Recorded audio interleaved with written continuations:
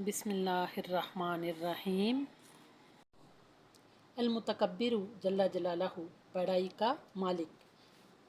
इमाम कर्तबी रहमतुल्लाह फरमाते हैं, अलमुतकब्बिरु वो है जो बड़ाई व अज़मत वाला हो और अज़मत व बरतरी में कोई भी चीज़ उसके हमसर व हमपल्ला न हो। अलमुतकब्बिरु वो है जो हर जुल्म, शर और बुराई से बरतर हो। अलमुतकब्बिरु वो है जो मखलूक की सिफ़ात से ऊंचा और बरतर हो, जिसकी मानिंद कोई दूसरा नहीं है। अलमुतकब्बिर वो है जो बड़ाई और अज़मत वाला है और हर चीज़ उसकी जलालत के सामने छोटी और हकीर है। अलमुतकब्बिर वो है कि आसमानों और ज़मीन की बादशाहत और बड़ाई उसी के लिए है। कुरान करीम में अलमुतकब्बिर एक मरतबा आया है। अल्लाह ताला ने एक आयत में अपनी ज़ात को मुतकब्बिर से मौसूम किया है। इरशाद बारी ताला है, अल अज़ीज़ुल जब्बारुल मुतकब्बिर, बड़े इक़्तिदार वाला है, हर खराबी की इस्लाह करने वाला है, बड़ाई का मालिक है। झूठा दावा, दर हकीकत हर बड़ाई अल्लाह ताला के साथ मखसूस है, जो किसी चीज़ में किसी का मुताज नहीं, और जो मुताज हो वो बड़ा नहीं हो सकता। इसलिए अल्लाह ताला के सिवा दूसरों के लिए ये लफ्ज़ ऐब और गुनाह है। इसलिए अलमुतकब्बिर का लफ्ज़ अल्लाह ताला के लिए सिफ़त कमाल है और गैर अल्लाह के लिए झूठा दावा है।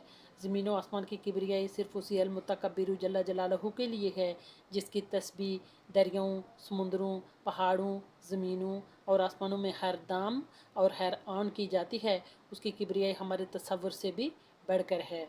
उसी को सूरह जासिया की आयत नंबर 37 में अल्लाह ताला ने बयान फरमाया है, वलहुल किबरियाउ फिस्समावाति वल अर्ज़ वहुवल अज़ीज़ुल हकीम, और तमाम तर बड़ाई उसी को हासिल है, आसमानों में भी और ज़मीन में भी, और वही है जिसका इक़्तिदार भी कामिल है, जिसकी हिकमत भी कामिल है। यानी किबरियाई सिर्फ़ उसी एक की है, कोई और इसमें शरीक और हिस्सादार नहीं, न ज़मीन में, न आसमान में, न कायनात के किसी गोशे में। एक और जगह फरमाया, हदीस कुदसी है, अल किबरियाउ रिदाई वल अज़मती अज़मतु इज़ारी फमा नाज़ानी वाहिदम मिनहुमा फ़क़ज़फ़तहु फ़िन्नार, किबरियाई मेरी चादर और अज़मत मेरा तहबंद है, लिहाजा जो कोई इनमें से किसी को भी मुझसे छीनने की कोशिश करेगा मैं उसे आग में फेंक दूंगा। गुरूर और तकब्बुर अपनी असलियत के लिहाज से जन्नत से दूर करके दोज़ख में डलवाने वाली खसलत है, या ये कि मगरूर और मुतकब्बिर शख्स सीधा जन्नत में न जा सकेगा, बल्कि उसको दोज़ख में अपने गुरूर तकब्बुर की सज़ा भुगतनी पड़ेगी। और जब वहाँ आग में तपाकर उसके गुरूर और तकब्बुर के मादे को जला दिया जाएगा और उसके गुरूर की ज़िंदगी से उसको पाक को साफ़ कर दिया जाएगा, अगर वो साहिब ईमान है तो इसके बाद जन्नत में जाएगा।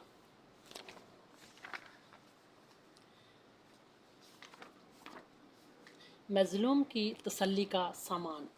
सूरह हज में मज़लूम की मदद का वादा किया गया है। इसके फ़ौरन बाद अल्लाह ताला ने अपनी आली शान बतलाई है, इन्नल्लाह हुवल अलीयुल कबीर, और अल्लाह ही वो है जिसकी शान भी ऊंची है, रुतबा भी ऊंचा है और बड़ा है। यानी जिस तरह दिन रात के औकात बदलते रहते हैं, इसी तरह जो कभी मज़लूम था अल्लाह ताला उसकी मदद करके उससे फतह दिला देते हैं, और जो जालिम बालादस्त था उसे नीचा दिखा देते हैं।